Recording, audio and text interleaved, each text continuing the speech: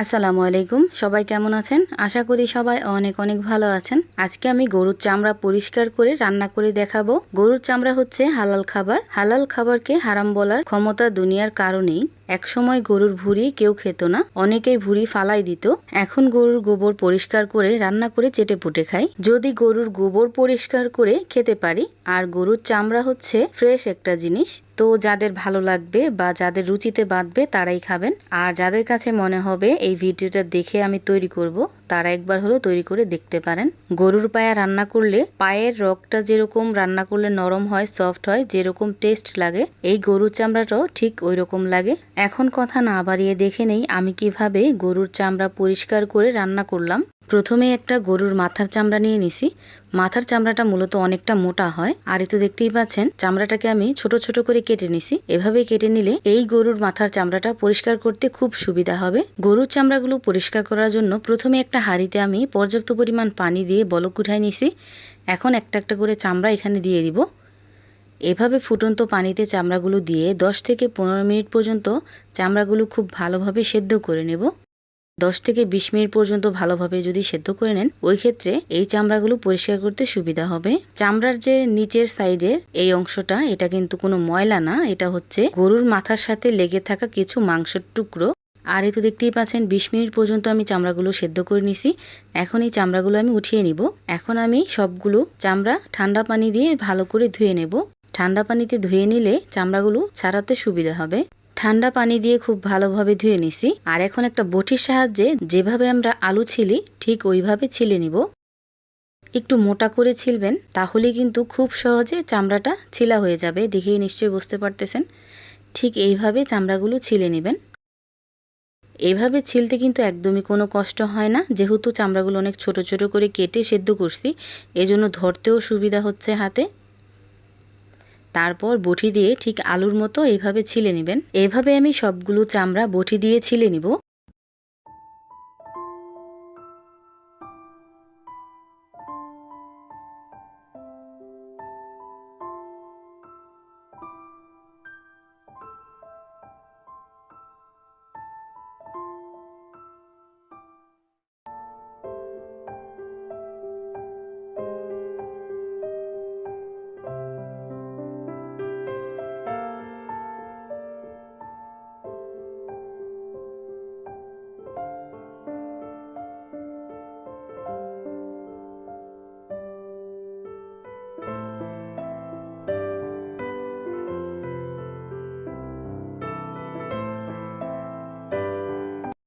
এভাবে আমি সবগুলো চামড়া ছিলে 3 থেকে 4 বার খুব ভালোভাবে পানি দিয়ে ধুয়ে নিছি।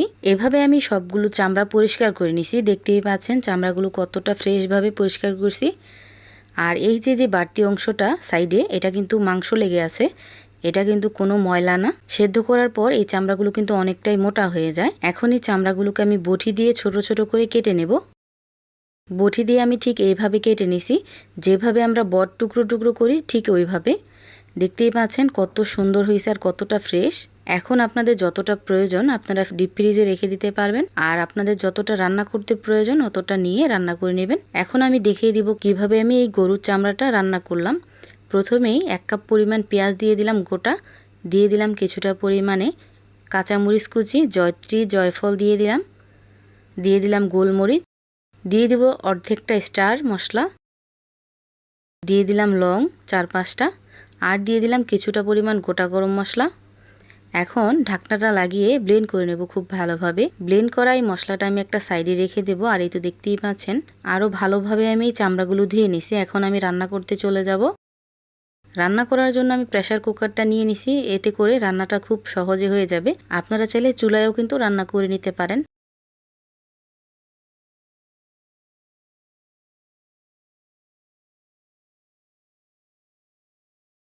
প্রেসার কুকারে আমি অর্ধেকটা নিয়ে নিছি। আর এখন দিয়ে দিলাম 5 চামচ পরিমাণ হলুদ, মরিচ আর ধনিয়া গুঁড়া।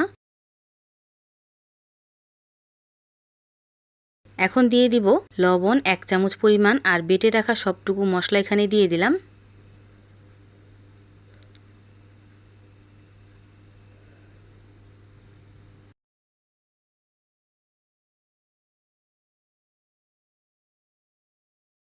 ব্লেন্ডারটা ধুয়েও একটু পানি দিয়ে দিলাম। আর দিয়ে দিলাম হাফ কাপ পরিমাণ রান্নার সাদা তেল, দিয়ে দিলাম জিরা গুঁড়া, গোটা গরম মশলা দিয়ে দিলাম। এখানে তেজপাতা ব্যবহার করব না, যেহেতু আমি প্রেসার কুকারে রান্না করব। তেজপাতাটা দিলে সিটিটা বন্ধ হয়ে যেতে পারে। এখন মশলাগুলোকে খুব ভালোভাবে একটু মেখে নেব। এই পর্যায়ে এসে আমি আদা রসুন বাটা দিতে ভুলে গেছি। পরবর্তীতে আমি আদা রসুন বাটা এখানে দিয়ে দিছিলাম। এখন আরও হাফ কাপ পরিমাণ পানি দিয়ে ঢাকনাটা লাগিয়ে 3টা থেকে 4টা সিটি দিয়ে নিব। আর এই তো দেখতেই পাচ্ছেন 4টা সিটি দেওয়া হয়ে গেছে। এখন আমি উঠিয়ে নিব।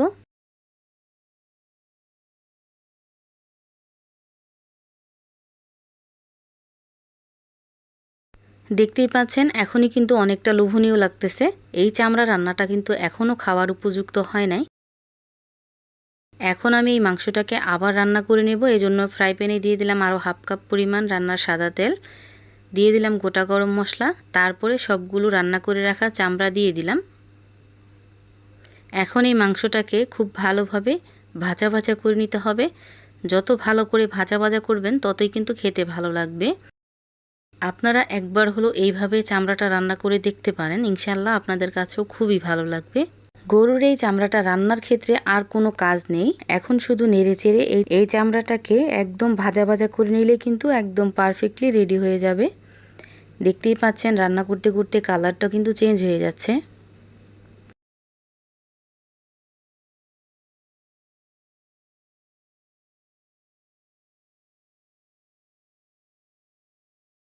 তৈরি হয়ে গেল গরুর চামড়ার কালা ভুনা। এটা খেতে এতটা টেস্টি হয় আপনারা না বানালে বুঝতেই পারবেন না। যাদের কাছে এই ভিডিওটা ভালো লাগছে লাইক কমেন্ট শেয়ার করতে ভুলবেন না। সবাই ভালো থাকবেন, সুস্থ থাকবেন। আল্লাহ হাফেজ।